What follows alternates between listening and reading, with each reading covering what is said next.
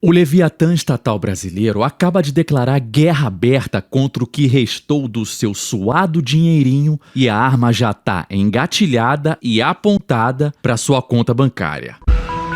Este é o Visão Libertária, sua fonte de informações descentralizadas e distribuídas. Ajude a propagar as ideias de liberdade. Deixe o seu like e compartilhe com seus amigos. Um artigo seu pode virar vídeo aqui também, sabia? Esse artigo foi escrito por Soy Rebelde, revisado e narrado por Leafar.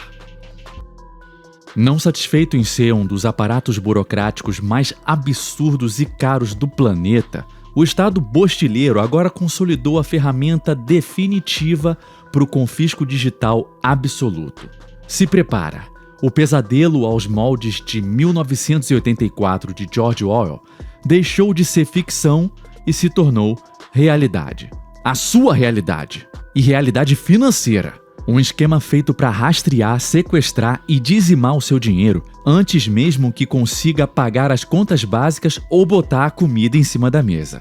Usando a falsa maquiagem de eficiência jurídica e combate à inadimplência, as elites de Brasília, como sempre, rasgou todos os princípios básicos de propriedade privada e de liberdade individual.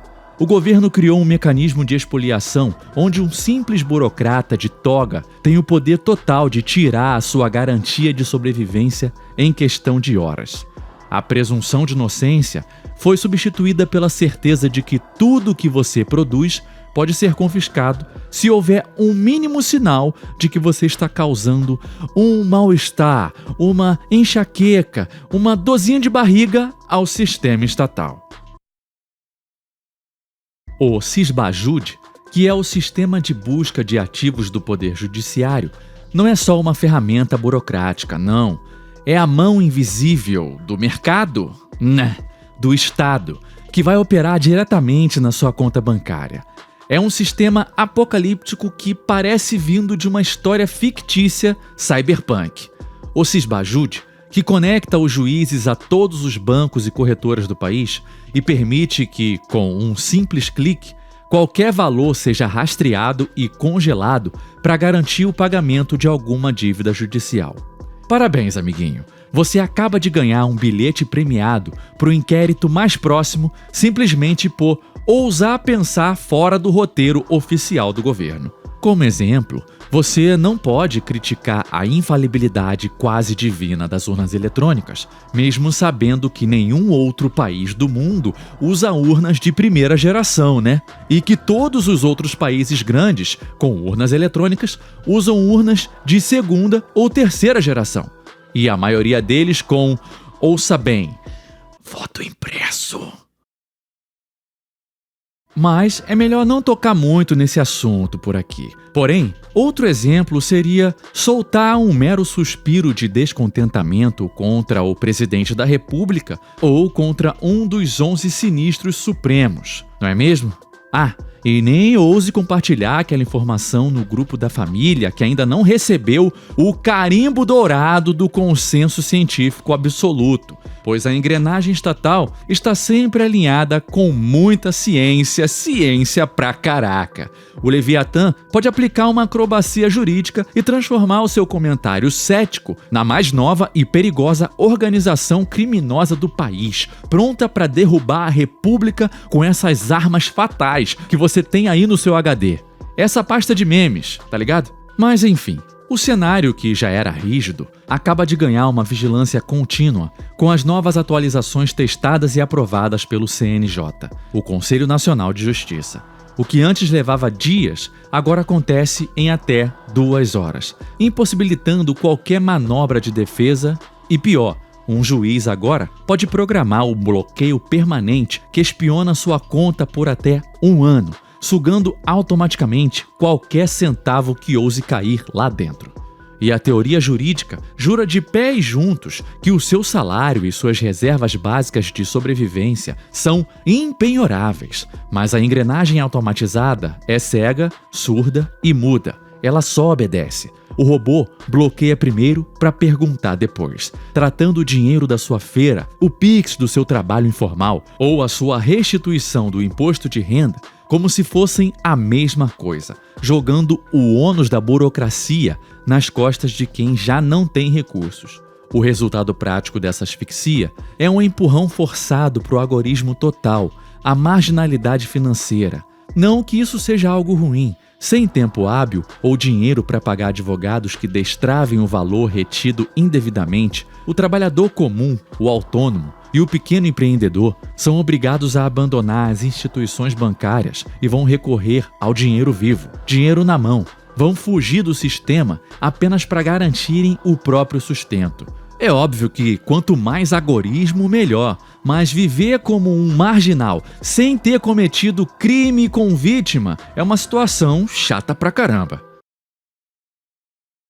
E aí, talvez alguém que se ache incancelável, o alecrim dourado da moral estatal, deve estar se perguntando: mas e eu que não vou ser afetado por isso? Eu devo me preocupar?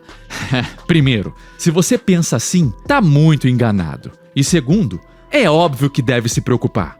Toda essa atmosfera de insegurança jurídica nos remete a uma preocupação real e amplamente debatida por vários especialistas sérios a respeito da atuação de alguns sinistros do STF, que você sabe muito bem.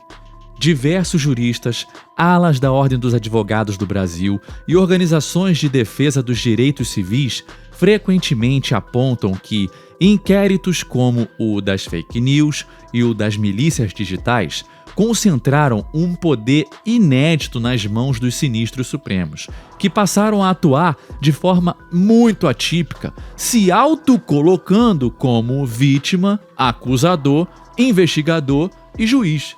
O bloqueio monocrático e em massa de contas bancárias e perfis de jornalistas parlamentares e cidadãos que vivem nas redes sociais, muitas vezes sem o devido processo legal, transparente ou direito à defesa prévia, é criticado por muita gente, e não só as pessoas da dita extrema-direita ou nós que somos anarquistas e libertários. Muita gente concorda que todos esses exemplos foram um claro excesso que fere o direito fundamental à liberdade de expressão e instaura a censura prévia no país. E digo mais, além da supressão do discurso, a resposta judicial aos atos de 8 de janeiro levantou sérios questionamentos sobre a proporcionalidade e a razoabilidade das sentenças aplicadas sob a relatoria de um sinistro supremo em específico aí, né?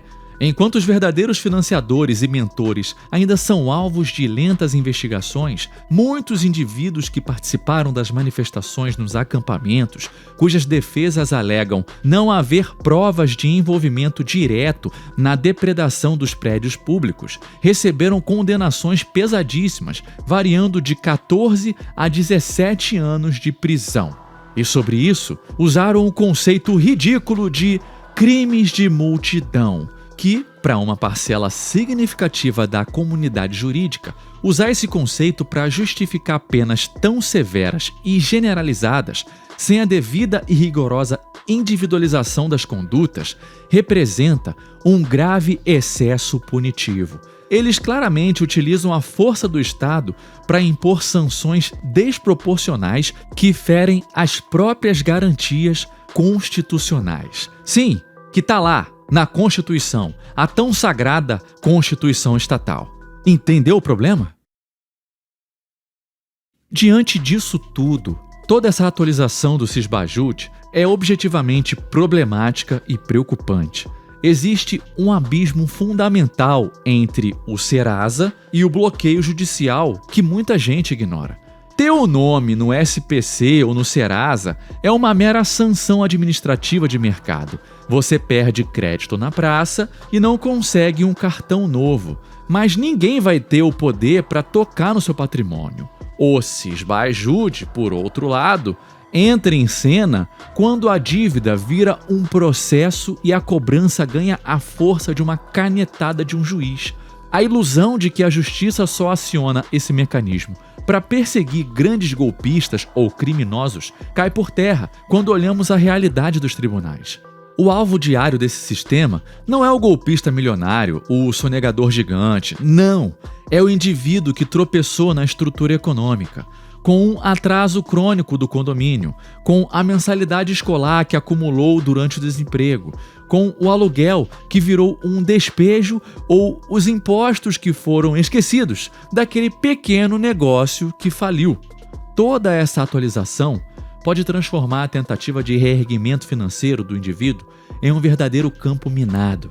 Imagina a situação do sujeito que teve seu negócio quebrado, está tentando recomeçar do zero e, ao perceber a suada remuneração da semana, ele vê o saldo desaparecer instantaneamente na boca do caixa por conta de um processo antigo. No fim das contas, a estrutura expõe sua face mais punitiva sobre quem está na base. Para quem detém grande capital ou uma banca de advogados, o bloqueio é um mero obstáculo contornável. Mas, para a classe média e os mais pobres, o sistema funciona como uma guilhotina implacável que muitas vezes condena a miséria imediata em nome da fria eficiência das execuções judiciais. Diante dessa loucura toda, a sua primeira linha de defesa deve ser a vigilância contínua. É preciso manter os olhos bem abertos e acompanhar o noticiário com um senso crítico afiado, pois a linha divisória entre o livre pensamento e o delito parece ser redesenhada diariamente ao sabor das conveniências do poder. Quando a estrutura burocrática toma para si a autoridade de reinterpretar leis e definir de forma elástica o que é ou não é permitido, a ingenuidade torna-se um risco inaceitável. Estar informado deixou de ser apenas um hábito. É uma tática de autopreservação indispensável para antecipar os movimentos do sistema. É entender o que o Estado decidiu criminalizar na semana vigente e garantir que você não seja pego de surpresa pelas novas narrativas punitivas. Paralelamente, a proteção do seu suado esforço exige que o seu patrimônio seja ancorado em refúgios que escapem da jurisdição de um simples clique judicial. A verdadeira soberania passa por manter reservas de valor descentralizadas e fora do radar das instituições tradicionais, seja através do controle estrito das suas próprias chaves de Bitcoin, da segurança palpável de uns dólares ali guardados embaixo do colchão, ou da posse de bens físicos, como joias, ou até mesmo itens aparentemente inusitados tornam-se escudos viáveis, como aquela chuteira de futsal que está parada aí já tem uns 2 anos e que custa uns R$500, ou aquela camisa de time que você ganhou já tem um tempão e que acabou valorizando porque não se vende mais, e aí você pode revender e tirar um dinheirinho para sobreviver. Por fim, o fato inegável é que não se pode, em hipótese alguma, baixar a guarda. Enquanto as engrenagens estatais continuam inventando novas e eficientes formas de extorquir quem produz, a sua independência financeira vai depender de manter o que é seu o mais distante possível da caneta alheia. Obrigado pela audiência. Esse é um canal colaborativo, participe você também. Cadastre-se agora mesmo no nosso site visãolibertaria.com e envie seus artigos por lá. Os colaboradores recebem recompensas em Bitcoin. Inscreva-se no canal e clique no botão da campainha para ser avisado de novos vídeos. Um abraço e até a próxima.